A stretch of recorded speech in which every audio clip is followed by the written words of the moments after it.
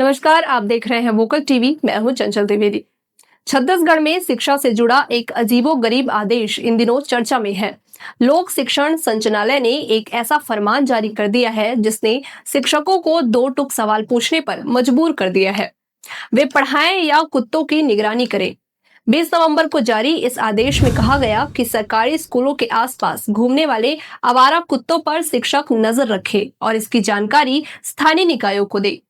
यानी अब शिक्षक बच्चों को पढ़ाने के साथ साथ स्कूल परिसर में कुत्ते घूम रहे हैं या नहीं, इसका रिकॉर्ड भी रखेंगे। वैसे भी सरकारी स्कूलों के शिक्षक वर्षों से एक बड़ी शिकायत करते नजर आए हैं। बच्चों को पढ़ाने के साथ साथ उन्हें जनगणना, चुनाव ड्यूटी, सर्वे, मध्याह्न भोजन संचालन जैसे कई शैक्षणिक काम भी करने पड़ते हैं। अब ऊपर से कुत्तों की निगरानी का नया भार। इसी वजह से शिक्षक इस आदेश का विरोध कर रहे हैं। उनका कहना है कि गुणवत्तापूर्ण शिक्षा की बात करने वाली सरकार हमें पढ़ाने कब देगी। क्लासरूम में पढ़ाई हो भी कैसे जब शिक्षकों को हर कुछ दिनों में किसी न किसी नए काम में लगा दिया जाता है। सोशल मीडिया पर भी इस आदेश को लेकर बवाल मचा हुआ है। कई लोग इसे शिक्षकों की अवमानना बता रहे हैं तो कुछ इसका मजाक उड़ाते हुए लिख रहे हैं कि अब स्कूलों में पढ़ाई के साथ साथ डॉग पेट्रोलिंग भी शुरू हो जाएगी। अब बड़ा सवाल यही है कि क्या सरकार इस आदेश पर पुनर्विचार करेगी या फिर शिक्षक और भी गैर शैक्षणिक जिम्मेदारियों में उलझे रहेंगे। शिक्षकों का साफ कहना है कि हमें सम्मान चाहिए, न कि पढ़ाई के काम से अलग ऐसे फरमानों का बोझ।